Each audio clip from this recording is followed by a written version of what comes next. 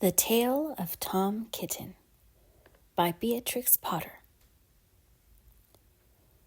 Once upon a time there were 3 little kittens, and their names were Mittens, Tom Kitten, and Moppet. They had dear little fur coats of their own, and they stumbled about the doorstep and played in the dust. But one day their mother, Mrs. Tabitha Twitchit, expected friends to tea.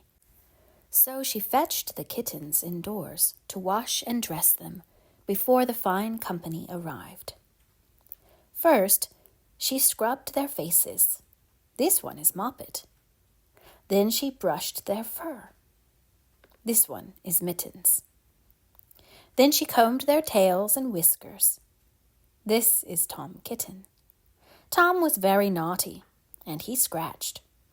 Mrs. Tabitha dressed Moppet and Mittens in clean pinafores and tuckers, and then she took all sorts of elegant, uncomfortable clothes out of a chest of drawers in order to dress up her son Thomas. Tom Kitten was very fat, and he had grown. Several buttons burst off. His mother sewed them on again.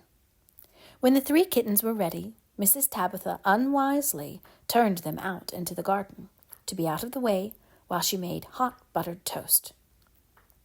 "Now keep your frocks clean, children. You must walk on your hind legs. Keep away from the dirty ash pit, and from Sally Hennypenny, and from the pigsty and the puddle ducks." Moppet and Mittens walked down the garden path unsteadily. Presently they trod upon their pinafores and fell on their noses. When they stood up, there were several green smears. "Let us climb up the rockery and sit on the garden wall," said Moppet. They turned their pinafores back to front and went up with a skip and a jump. Moppet's white tucker fell down into the road. Tom Kitten was quite unable to jump when walking upon his hind legs in trousers. He came up the rockery by degrees, breaking the ferns and shedding buttons right and left. He was all in pieces when he reached the top of the wall. Moppet and Mittens tried to pull him together. His hat fell off, and the rest of his buttons burst. While they were there in difficulties, there was a pit-pat, paddle-pat, and the 3 puddle ducks came along the hard high road, marching one behind the other and doing the goose step. Pit-pat, paddle-pat, pit-pat, waddle-pat. They stopped and stood in a row and stared up at the kittens. They had very small eyes and looked surprised. Then the 2 duckbirds, Rebecca and Jemima Puddle Duck, picked up the hat and tucker and put them on. Mittens laughed so that she fell off the wall. Moppet and Tom descended after her. The pinafores and all the rest of Tom's clothes came off on the way down.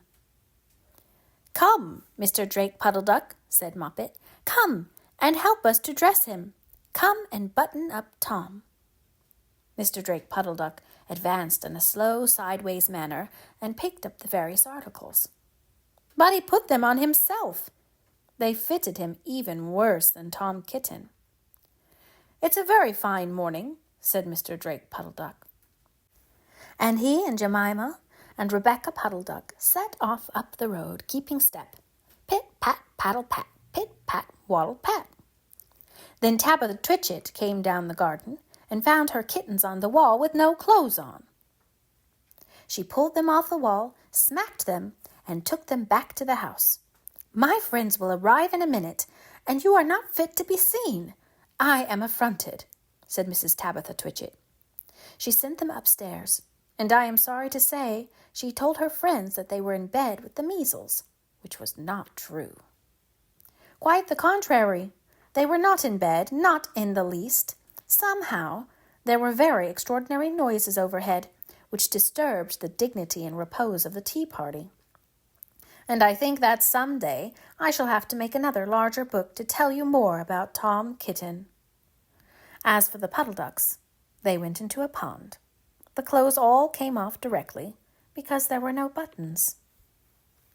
And Mr. Drake Puddle Duck and Jemima and Rebecca have been looking for them ever since.